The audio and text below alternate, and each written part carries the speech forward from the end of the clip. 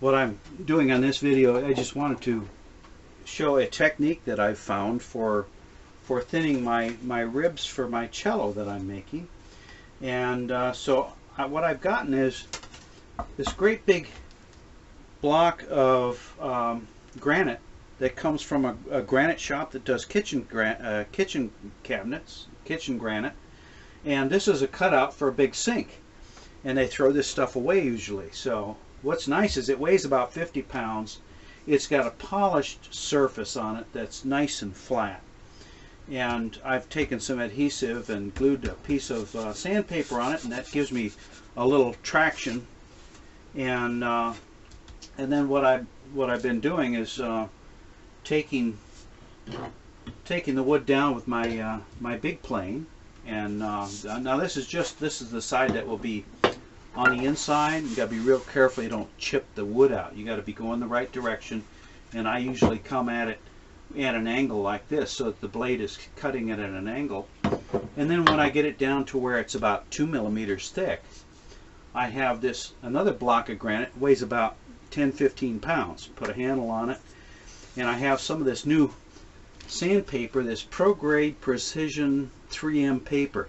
That stuff is great. It doesn't block. You can use the same piece for, it says lasts 10 times longer, but that stuff is super.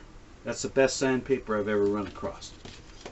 Anyway, I've got a piece of it here. It's a 320, and I'm just got that traction from this piece that I've glued down here.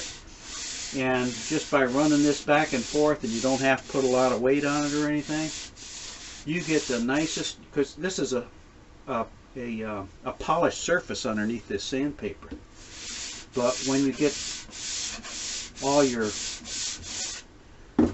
sand it down to where you're, about 1.7, 1.8, somewhere along in there. 1.6 would be ideal.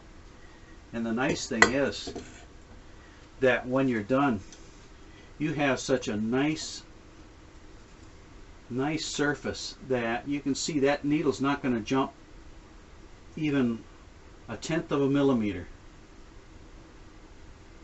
And that almost that whole distance, it goes maybe a variation of 1/10 of a millimeter total from one end to the other, and also from side to side. It's very nice and even.